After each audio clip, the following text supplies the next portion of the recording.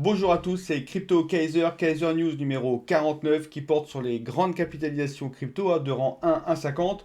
Nous allons voir dans ce Kaiser News quels sont les cryptos qui performent, quels sont les cryptos qui sont recherchés, quels sont les cryptos potentiels et également l'actualité crypto. Évidemment, je vous propose de regarder ça maintenant. C'est parti.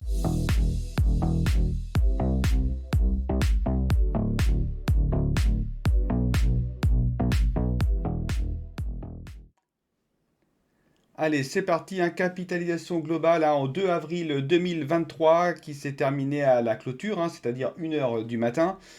Donc, la capitalisation totale est de 1218 milliards de dollars avec une diminution de 1,37% de ce marché. Le Bitcoin, quant à lui, est à 28 141 dollars. Il a un peu plus retracé que le marché dans sa globalité puisqu'il a retracé de 1,48%. Par rapport à Ethereum, lui, il a retracé de 1,67%, donc c'est un peu moins bien que le Bitcoin. Par contre, ce sont les altcoins qui ont retracé de 1,08%. Ça y est, on commence à avoir déjà quelques petits prémices d'altcoins qui performent un petit peu mieux que le Bitcoin. Alors, c'est le tout début, faut pas s'enflammer. Mais voilà, ça fait un ou deux Kaiser News qu'on commence déjà à voir des altcoins qui performent un petit peu mieux.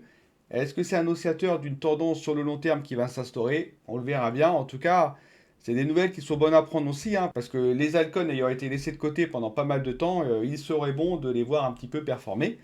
Donc on va voir ça avec la dominance. Donc pour rappel, on est dans un range depuis mi-2021. Pour la faire courte, on alterne les points hauts, enfin les points bas et les points hauts. Et c'est vraiment chirurgical. On vient vraiment toucher le haut de ce range à chaque extrémité. Alors on part du principe que l'extrémité haute de ce range, c'est plutôt la Bitcoin saison, c'est-à-dire c'est là où le Bitcoin performe par rapport aux autres altcoins. Et lorsqu'on arrive au point bas de ce range, c'est l'inverse, c'est plutôt les altcoins qui performent beaucoup plus que le Bitcoin. Et donc en général, quand on a de l'arbitrage à faire, lorsqu'on commence à descendre, on revend quelques bitcoins pour des altcoins parce qu'on sait que les altcoins vont pouvoir pumper. Et à l'inverse, quand on voit que la courbe monte, on arbitre nos altcoins vers plutôt du bitcoin parce qu'on sait que c'est plutôt le bitcoin qui va monter. Donc ça peut être la dominance peut également servir à arbitrer justement entre les coins qu'on a. Pour le moment, on est en plein dans la Bitcoin saison. Ça veut dire quoi? Ça veut dire que le Bitcoin est beaucoup plus haut que les altcoins. On a touché le haut de ce canal. Alors, contrairement à avant, vous voyez, on touche pas, on repart, on touche, tac, on repart. Ici, on travaille la zone. Vous voyez, on travaille la zone. Le marché est hésitant. C'est vrai qu'il y a maintenant ce sentiment qui commence à s'instaurer comme quoi le Bitcoin pourrait être une valeur refuge au même titre que l'or, notamment avec les déboires que nous avons rencontrés côté banque. Du coup, cette notion-là, qui n'était pas aussi installée auparavant, au contraire, lorsque tout avait chuté, on avait vu que le Bitcoin ne remplissait pas son rôle justement de valeur refuge contre l'inflation et tout ça. Est-ce que les choses sont un petit peu en train de changer? Voilà, en tout cas, ça travaille la zone. Là, ça a l'air de repartir un petit peu à la baisse, mais tout comme c'était reparti ici et ici. Donc, à voir si on aura bientôt une baisse un petit peu plus franche pour qu'on puisse entamer un petit peu un rallye baissier de la dominance. Ça ne veut pas dire, attention, de la valeur du Bitcoin. On peut avoir une dominance qui baisse, mais une valeur du Bitcoin qui reste stable, voire légèrement haussière.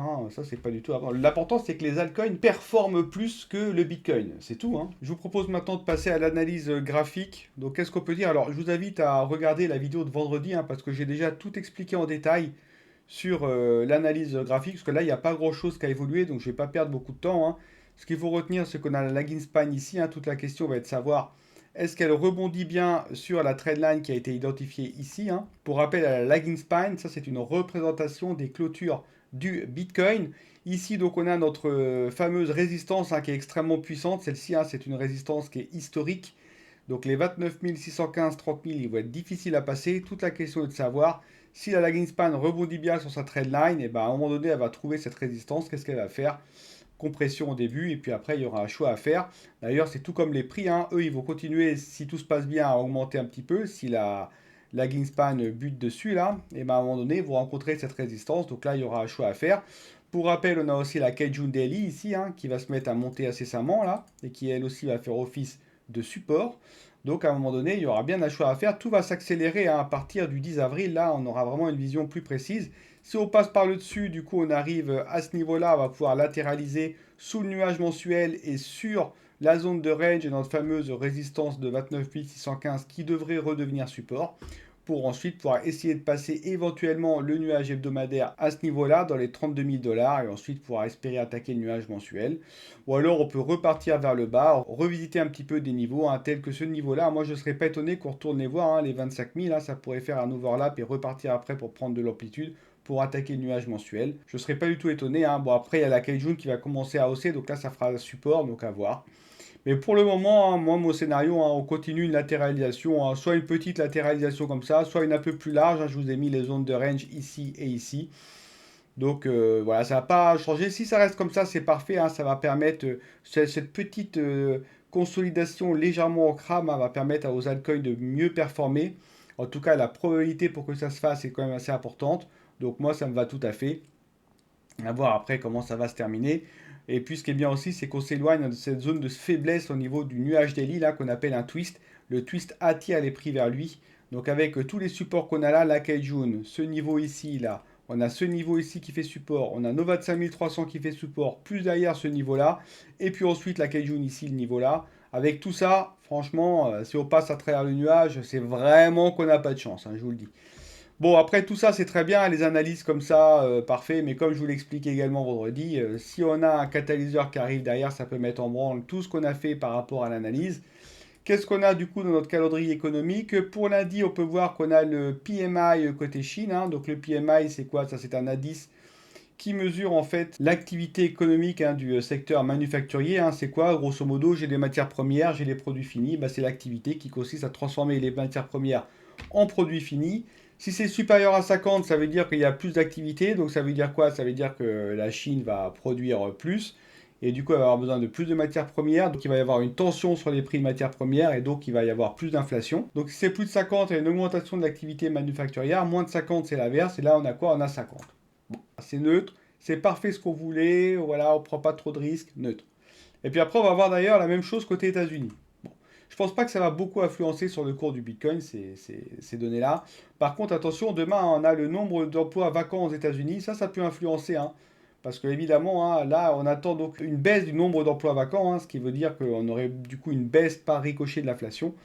Évidemment, hein, si on a plus d'emplois vacants, ça veut dire quoi? Ça veut dire que pour une même personne, on aura plus de choix. Donc, pour qu'une société puisse accueillir un candidat, il va falloir qu'elle augmente les salaires pour l'attirer. S'il y a une augmentation de salaire, il va y avoir du coup une tension sur les prix et donc une hausse d'inflation. Donc, du coup, voilà, c'est pour ça que cet indicateur-là est particulièrement regardé par la Fed et donc il faut le surveiller. Je continue avec une petite news rapide, là, côté Bitrex, là, qui a finalement décidé de quitter les USA, hein, parce que c'est vrai que les USA, en ce moment, ils sont un peu durs, hein, même très durs envers le marché crypto, et du coup, les acteurs commencent à souffrir, hein, de par une législation qui est très floue, premièrement, et après des attaques incessantes, hein, notamment par la SEC et autres. Et donc, ils ont choisi tout simplement de quitter les USA, comme ça, ils n'auront plus de problème, et comme finalement, la part du marché américain diminue drastiquement, hein, au quotidien chez Bitrex, et bah, ça ne sera pas une grosse perte non plus. Donc voilà, c'est le pari qu'ils ont fait. Parce que derrière, hein, ils ont eu déjà des grosses amendes, etc., hein. Donc les amendes versus la part de marché américaine, au final, vaut mieux partir. Et puis aussi Arbitrum, là je vous l'ai mis quand même, celle-ci. Apparemment, la fondation est en train de vendre 750 millions de jetons ARB, sauf qu'elle n'a pas eu, elle n'a pas attendu d'avoir l'accord de la communauté. Donc le vote DAO n'est pas encore terminé, qui commence déjà à les vendre. Là, c'est un peu border. Donc bon, à voir comment ça va se goupiller, mais ouais, ça donne pas un bon signal, hein. Même si Arbitrum, j'adore, hein, c'est top, mais bon, pourquoi ils attendent pas? Grande question. Voilà, je continue maintenant avec le fameux Fear and Greed, hein. Alors qu'est-ce qu'on peut dire? On est comme hier, 63, ça bouge pas, légèrement euphorique, hein. Je vous ai déjà dit ce que je pensais d'un marché qui était légèrement euphorique, hein. Moi j'aime beaucoup, faut pas que ça aille trop vite. J'aime pas qu'on rentre dans l'irrationnel. Là c'est du maîtrisé, c'est parfait, juste ce qu'il faut pour rendre la confiance aux investisseurs. Il faut que ça reste comme ça sur le long terme, comme ça la confiance va s'installer un peu plus. Pas trop d'effets de bord, pas trop d'effets émotionnels, c'est toujours bien ça quand il n'y en a pas beaucoup. Ça rassure. Et donc là, on peut voir que ces derniers temps, à part ici, hein, ce petit retour de flamme qu'on a vu, hein, mais sinon, ça reste assez constant, en légère hausse. Très bien. Continuons maintenant sur les 15 premières cryptos, c'est-à-dire les 15 plus grosses capitalisations, hein. Alors déjà avant, hein, on voit qu'il y a moins de 11 000 cryptos maintenant, hein. On a encore perdu 31. De par la sévérité, hein, côté États-Unis envers le marché crypto, peut-être que ça peut être un facteur expliquant en tout cas cette baisse. Mais là, on est à moins de 11 000 cryptos sur CoinGecko. Je me rappelle, hein, il y a peut-être un mois et demi ou 2 mois, il y en avait plus de 12 000. Donc ça a bien baissé quand même. Après, sur les 15 premières capitalisations, il n'y a pas eu de changement hein, depuis la journée d'hier. Par contre, sur la journée d'hier, j'avais remarqué que le Dogecoin avait pris 6%. Donc là, il repère 4% parce qu'il a un petit peu retracé. Mais 6-12% quand même de gains, hein, il avait pris le Dodge, hein. Comme quoi, vous voyez, encore les mêmes coins, hein, ça marche bien, hein. Moi, quand je pense qu'on a deux mêmes coins dans le top 15, c'est quand même incroyable, hein. Le Dodge et le Shiba hein, qui sont là, bien en snipe. Franchement, avec un peu plus de volume en plus pour le Dogecoin, voilà, je pense qu'il y a des personnes qui ont pris leur profit parce qu'il avait quand même bien pumpé. 6%, c'est quand même énorme. Il est devenu 8e, hein. Il est devant le Lido Stake Ethereum, hein. C'est quand même incroyable cette histoire. Donc voilà, bravo, hein, bravo pour le Dogecoin, bravo pour ceux hein, qui ont du Dogecoin, hein, très bien. Alors ensuite, qu'est-ce qu'on peut dire? Sinon, voilà, il n'y a pas beaucoup d'écart de prix, hein, franchement, ça reste tout à fait stable, hein, pas grand-chose à vous dire par rapport à ça. Côté volume, pas énormément de volume. Voilà, on poursuit notre tendance, hein, pas de gros écarts. Je continue maintenant avec les cryptos qui ont le mieux performé. Donc on part toujours hein, sur les cryptos de grosse capitalisation. Et je regarde celles qui ont le mieux performé, d'abord par rapport au prix, puis par rapport au volume, et enfin par rapport au classement. Et puis je fais la même chose d'ailleurs pour celles qui ont le moins bien performé, toujours sur la journée d'hier. Alors celle qui a le mieux performé, hein, c'est Aptos, qui a pris quand même 8%, hein, ce qui est quand même pas mal du tout, avec 500% de volume en plus. Donc ça, pour rappel, hein, c'est la blockchain de Layer 1, hein, qui avait été anciennement d'ailleurs développée par Meta, qui est d'ailleurs basée hein, sur le langage Move, et qui est réputée être particulièrement scalable et rapide. Ensuite, on a Hedera, hein, qui n'a pas pris de place, mais qui a pris 4% au niveau de son prix. Alors Hedera, hein, tout comme le Phantom d'ailleurs, hein, ce sont deux projets un peu atypiques hein, qui ont une structure différente de la blockchain. Hedera, c'est plutôt une base de données décentralisée, mais qui fait exactement la même chose qu'une blockchain, mais c'est pas représenté pareil techniquement, c'est une autre architecture qui a été mise en place et qui est extrêmement performante, elle aussi. Donc elle a des coûts très faibles, il n'y a pas de minage, elle est extrêmement rapide, elle est scalable et sécurisée. Le seul petit inconvénient que j'avais vu, moi, à l'époque, hein, quand j'avais étudié, c'était qu'il y avait une technologie qui était brevetée côté Hedera, donc ça met un petit coup de frein sur la décentralisation, mais bon, cette chaîne, elle performe bien, hein. Elle est 31e, hein, c'est quand même incroyable, bravo à Hedera. Ensuite, on a donc dans les volumes, c'est Aptos, je viens d'en parler. On a également Decentraland hein, qui tire bien son épingle du jeu. Et Decentraland, ça pour rappel, elle n'a pas varié côté volume, elle est quand même 48e. Ça, c'était un métaverse hein, où on peut acheter et vendre des parcelles du coup de terrain virtuel sous la forme de NFT. Donc bien aussi. Ensuite, on a dans le classement Frax qui a pris 4 places. Alors Frax, hein, je ne sais pas si vous connaissez hein, ou si vous vous rappelez, je l'ai présenté plusieurs fois dans les Kaiser News. Les habitués reconnaîtront tout de suite ce que c'est, hein. C'est un stablecoin qui est, on appelle ça fractionnaire parce qu'il est à la fois algorithmique pour une partie et également collatéralisé pour une autre partie. Et lui, voilà, le Frax Finance, ça marche pas mal, hein, tout cet écosystème-là. Attention, hein. Donc lui, c'est pareil, en tout cas 4 places en plus. Et on a également le Monero. Le Monero, lui, alors c'est une monnaie qui est déjà très ancienne, hein. C'était une des premières d'ailleurs tokens à mettre en avant tout ce qui est privacy, respect de la vie privée, anonymisation, etc. Et Monero est une pièce maîtresse dans ce domaine-là, hein, est vraiment un exemple dans ce domaine-là. Et donc voilà, elle a pris 2% avec 34% de volume en plus. Ensuite, qu'est-ce qu'on a? Donc celles qui ont le moins bien performé, on a Arbitrum hein, qui a perdu 8%. Peut-être que c'est dû d'ailleurs à l'annonce hein, que je vous ai indiqué tout à l'heure, comme quoi il y a la fondation qui prend des décisions sans avoir l'accord ou la validation de la communauté derrière. Ça, effectivement, c'est un peu border. Ils ont écoulé tous leurs jetons, du coup, ça a fait baisser le cours, qui a conduit à ce retracement de 8%. Ensuite, on a Phantom, lui qui a retracé de 4%. Alors, Phantom, hein, rappelez-vous, c'est comme d'ailleurs le EDA, hein. Alors, le Phantom, lui, c'est une structure arborescente. C'est pas une chaîne de blocs, mais c'est une structure arborescente, hein, sous forme de DAG, direct à cyclique graph, hein. Et elle est très scalable, hein. Elle peut traiter beaucoup de transactions en parallèle, hein, 4500, 5000 transactions en parallèle de mémoire. Et elle utilise aussi un protocole de consensus innovant, etc. Donc, ensuite, qu'est-ce qu'on a? On a côté volume, on a le Leo Token. Ça, vous connaissez, hein, il revient souvent aussi celui-là dans mes Kaiser News, hein. C'est le jeton natif de la plateforme Bitfinex. Ensuite, on a le Frax, je viens d'en parler. Et puis, côté classement, on a le Lido DAO hein, qui a perdu 2 places. Ça, c'est la plateforme décentralisée hein, sur Ethereum qui permet justement de faire du liquide staking au travers les STETH. Et enfin, on a Arbitrum, du coup, qui a perdu 2 places, mais bon, qui est quand même 41e. Hein, donc, il est quand même pas mal placé au niveau du classement.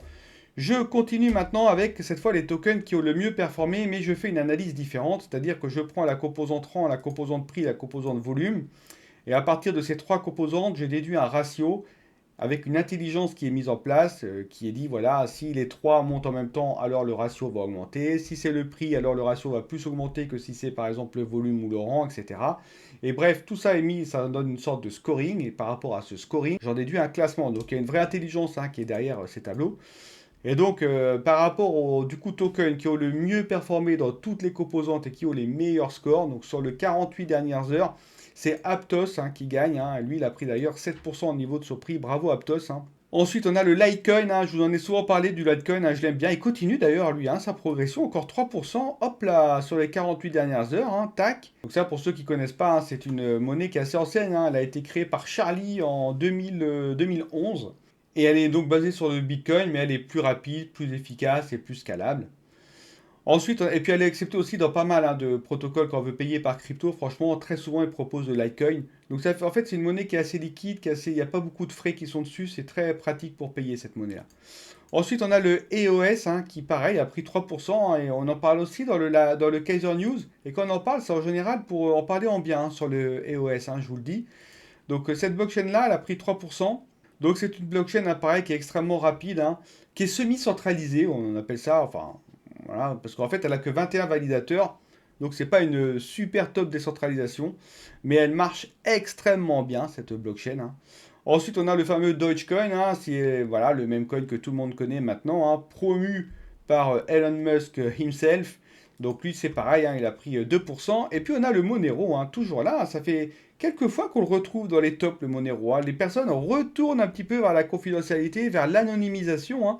Peut-être qu'avec ce qui se passe aux États-Unis, les gens aussi ont besoin un petit peu d'être tranquilles. Peut-être aussi par rapport à la Chine, à la Russie. Bref, il y a plein de raisons d'utiliser des jetons qui sont portés sur le respect de la vie privée et l'anonymisation. Le Monero, du coup, est bien placé parce que c'est quasiment le jeton le plus ancien par rapport à tout ça. Donc bravo Monero. Et ce maintenant sur les 7 derniers jours hein, qui remporte la palme, eh ben, on a Hedera en numéro 1 hein, qui a pris 17% encore hein, en 7 jours. Hein, c'est très bonne progression de ce projet-là. On a le Stellar aussi qui a pris 15%. Et je crois que c'est eux aussi hein, qui sponsorisent la blockchain Paris Week. Hein, donc forcément, ils ont fait encore parler d'eux. Le Stellar, pour rappel, hein, c'est un protocole de paiement open source. Et là, franchement, il a bien pris un 15% sur les 7 derniers jours. Et il est 27e. Parfait. Ensuite, on a le Dogecoin, j'en ai parlé. Aptos, j'en ai parlé. Et le Shiba Inu, je pense que tout le monde connaît. Lui, il est 15e. Il a pris 2%, ce fameux meme coin. Je continue maintenant avec les cryptos qui sont le plus recherchés sur Internet et sur CoinGecko notamment. Du coup, au niveau mondial, il n'y a pas de restriction sur la recherche. Donc en 1, qu'est-ce qu'on a? On a Radiant Capital. Alors donc ça, hein, c'est un protocole de lending décentralisé sur Arbitrum. Hein, j'en avais déjà parlé lors de ces Kaiser News. Ensuite, on a Injective. Hein, donc pas mal de gens recherchent Injective. Donc ça, c'est un écosystème hein, qui est basé sur Cosmos, un écosystème Web3 qui est destiné finalement à créer des applications décentralisées dédiées à la finance. Ensuite, on a Nexa. Hein, donc Nexa, c'est une blockchain de layer 1 qui est EVM et qui a la particularité aussi d'être extrêmement rapide. Hein. Apparemment, ils ont supprimé pas mal de goulots d'étranglement qu'on pouvait avoir sur d'autres blockchains. Et du coup, on atteint quasiment 100 000 transactions à la seconde, donc c'est énorme. Et en plus, cerise sur le gâteau, en tout cas pour les mineurs, hein, dont je fais partie, c'est qu'elle est minable parce qu'elle est proof of work, cette blockchain. Donc elle attire aussi pas mal de monde par rapport à ça. Donc le Nexa, ça se veut être un moyen de paiement universel quasiment instantané de par la rapidité de cette blockchain. Et c'est vrai qu'elle monte beaucoup, elle monte très bien, hein, 39% d'augmentation, c'est vraiment bien. Bravo aussi à Nexa, hein, en tout cas elle est de plus en plus recherchée ce token-là. Voilà, je finis maintenant avec deux, trois petites choses. Donc SmartDex, hein, je vous en ai parlé. Je vais préparer une vidéo sur SmartDex et plus généralement sur l'impermanent loss. C'est une notion qui est un petit peu compliquée à appréhender et je vois qu'il n'y a pas énormément de choses qui existent assez claires.